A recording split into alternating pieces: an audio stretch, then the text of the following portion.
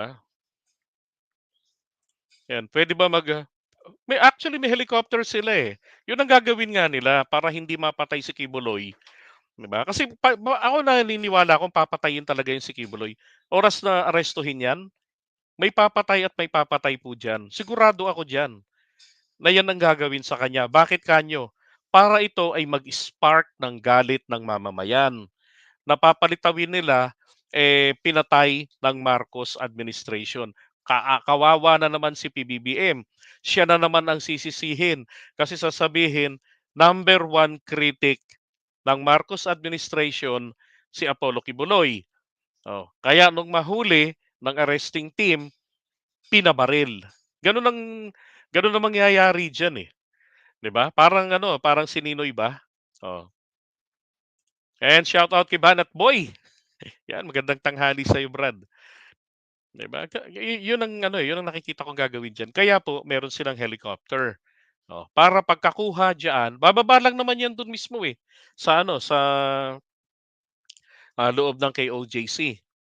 Hmm, para isakay. Kasi posible ho kasi somewhere along the highway, harangin 'yan, 'yang convoy ng PNP. Oh. So ang gagawin nila ngayon diyan, doon na lang po 'yan sa loob, sasakayan. Pero yung convoy, tuloy pa rin yung andar nila. 'Di ba? Parang kumbaga dummy na lang 'yun. I-ambush man nila 'yun, makikipagbarilan yung mga pulis, yung mga kaya nga mga SWAT yung pinadala rin.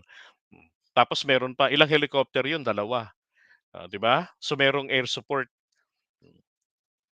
Secure na secure talaga yung lakad na ano, yung lakad na 'yan, eh. May sumabutahe lang talaga kaya hindi nakuha 'yan. 'Yan ang, analyze ko, Sir JDB. Gagawin nilang Benigno Aquino yung iaalay nila. Gano'n talagang gagawin diyan. O sino makikinabang? Duterte na naman 'yan. Gagamitin nila 'yan para po diyan sa plano na pabagsakin si PBBM, 'di ba? Kung yung, hunta, paiirali na naman nila 'yan, civil disobedience, people power, yung mga ganyan. And then pagka lumakas na yung, civilian, component, then eto na, to follow na ang mga militar. Oo, style people power, gano'n. Pupuntahan nila 'yan. Gano'n ang gagawin nila diyaan. Hmm. Paano kung manlaban? Eh, Diyos ko, paanong makakapaglaban pa si Kibuloy dun, 'di ba? Eh, unang-una napalilibutan na sila ng SWAT, oh. Tapos meron ng mga sniper sa bubong, 'di ba? Paano pang makakapanlaban? Sabihin natin si Kibuloy dumampot ng baril, oh. Pupuwede namang barilin yung kamay ni Kibuloy, oh, 'di ba? Kung sakaling babarilin niya ang ulo niya, 'di ba? Puwedeng barilin din yung kamay niya, puwedeng gano'n, eh. Oo, hindi rin naman sa tanda na niyan, 70 anyos na 'yan, 'di na 'yan makakatakbo. Sabi niya lang 'yun, 'di pa huhuli ng buhay.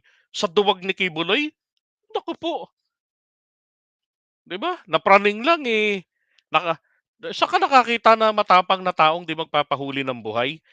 Makakita lang ng drone, hindi nga nila mapatunayan na may drone talaga na ali-aligid sa kanila. Baka nga drone lang 'yun ng mga vloggers na supporters nila. Nagdo-drone, eh, may mga kakilala at kaibigan pa akong vloggers na mga taga Davao City, oh. Kinukunan nila yung dome ni Kibuloy, dino-drone nila yun. Eh, yun palang nakikita ni Kibuloy ninenerbyos na siya. Sabihin yung makikipagpatayan pa yan, sus Mariosep, 'di ba? Imposibleng makipaglaban yan na hindi pahuhuli ng buhay. Posibleng mangyari yan, patayin yan ng mga kasama niya, yung gawing sacrificial lamb, 'di ba? Katuwiran hindi na namin nakuha ang 10 milyon o 15 milyon, pero ang importante rito, eh, pupuwede ng umusbong ang isang malawakang people power. Siyempre lahat ng member po ni Kibuloy magagalit 'yan. Magagalit 'yan, yung mga bukas ang isip magsasarado ang isipan. Bakit? Tangina, papaano na yung pag-akyat nila sa langit-langitan ni Kibuloy, 'di ba?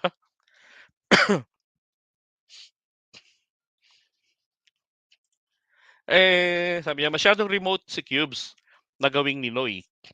Ano bang ginawa ni Cubes para sa bayan?" Ano ba sinabi ni ano dun, ni, ah, pangalan nito, si Dagul, si Dada, Boss Dada. "Napakatalino po ni, Kibuloy," sabi niya. "Eto sayang po yung ganitong talino, kailangan magamit ito para sa ating bayan." Sabi ko, "Loko 'tong mga 'to, ah." 'Di ba? Matalino naman, isipin mo naman nagkamalang gano'ng kalaking 'di ba, kayamanan katulad ng mga nauna sa kanya, yung sa kanilang, sa relihiyon. Hmm. Pero kahit papaano kasi kung ikukumpara kay Ninoy ang pareho silang may mga supporters. Parehong mga tao na naniniwala sa kanila, na pupuwedeng magalit kapag nangyari 'yun.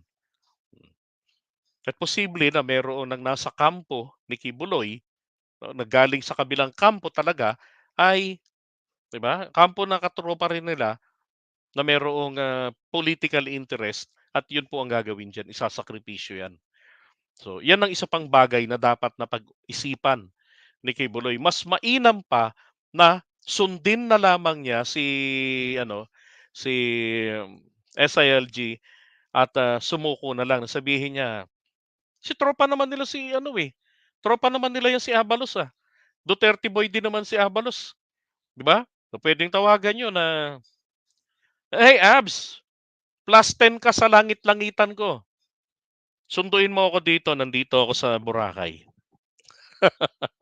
Sa'yo ako susuko." 'Di ba?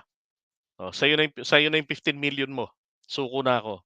Oh, at least buhay siya, 'di ba? 'Yun ang pinakamaganda diyan.